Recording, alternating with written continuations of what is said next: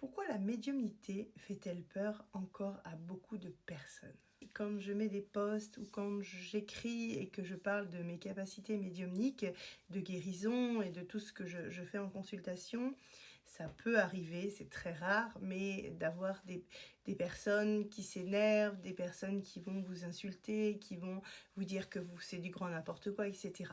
Je peux comprendre que certaines personnes n'y croient pas. Pourquoi ces gens-là nous manquent de respect? Pourquoi ces gens-là réagissent comme ça? Parce que la médiumnité n'est pas palpable à l'œil nu et on a toujours sur le marché beaucoup d'arnaques. Beaucoup de gens se disent médiums mais ne sont pas du tout médiums. Ils interprètent beaucoup de choses avec des supports, par exemple comme la cartomancie, qui n'est pas de la médiumnité.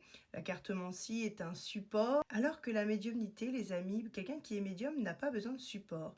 Il sera là, devant vous, avec aucun support. On aura soit votre corps ou soit une photo, ce qui est tout à fait logique. Mais hormis cela, nous n'aurons pas de carte. Il faut savoir que souvent les gens, et j'en écoute régulièrement qui se disent médiums, confondent la médiumnité et confondent de la sensibilité médiumnique et des ressentis. Ce qui fait que du coup, dans tout cela, c'est très compliqué d'aller savoir qui est charlatan, qui n'y est pas. Et puis voilà, les gens en ont ras-le-bol et je les comprends à 2000% parce que moi, ce qui me dérange, c'est que la médium a toujours une image négative parce qu'elle a été salie. Elle a été salie, je pense, par des blagueurs qui nous ont fait les boules comme Madame Irma, comme les inconnus, comme beaucoup de gens en fait ont relaté. Mais il faut savoir que ces gens qui utilisaient des cartes ou des boules de cristal n'étaient pas médiums.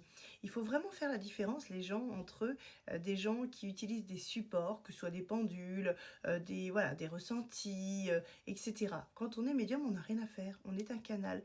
Donc il faut vraiment replacer les choses à leur place. Quand vous êtes médium, vous n'avez rien à faire. Et je le dis réellement. Quand vous essayez de développer, vous êtes avec des cartes, vous êtes comme un enfant qui va être devant un jeu de cartes et qui est là en train de lire des cartes. Sachez que le jeu de cartes ne comporte pas la vie réelle ni les blessures des gens. C'est-à-dire que c'est un type de carte. Et ce type de carte met les gens dans l'attente. Ces gens-là, en fait, sont là en addiction sur ce type de jeu, en pensant que la ville va leur ouvrir des portes, etc. Alors que le travail commence à la source de l'âme et non dans un paquet de cartes, les amis. Donc j'aimerais que les gens qui sont phobiques des médiums puissent comprendre que ces gens-là ne sont pas médiums. Les médiums n'ont pas besoin de cartes. On a besoin de nos yeux, c'est tout. Et nous serons un canal puisque l'univers nous l'a permis. Il faut savoir que les gens qui sont devenus réellement médiums ne l'ont pas demandé.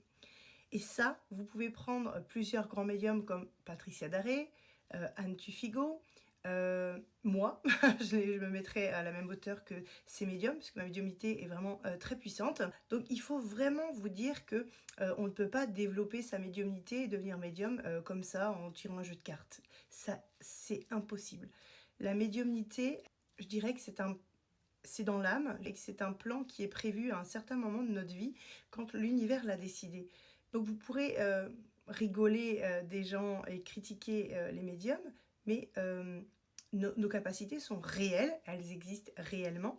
Sinon, déjà, je n'en ferais pas la pub, j'aurais franchement la honte de m'exposer comme ça et d'aller arnaquer les gens, ce qui n'est absolument pas mon cas. Évidemment, il y a des gens qui font des recherches pour comprendre, qui peuvent écrire des livres, qui sont intéressés par la médiumnité et qui en parlent. Là, je suis tout à fait d'accord avec le sujet, mais qui n'utilisent pas ça pour faire de la publicité mensongère. Ils en parlent. Donc chacun a son domaine selon sa conscience de vie et son développement personnel, selon sa conscience d'âme. Je vais le dire comme ça.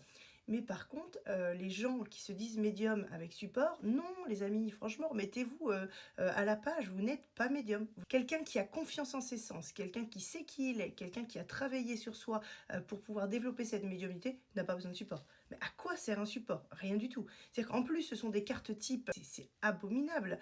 Ne confondez pas tout, les gens, pour pouvoir après dérouter nos capacités et nous insulter, etc. Quand j'explique quelque chose, c'est que c'est en conscience et on ne peut pas mentir sur le sujet.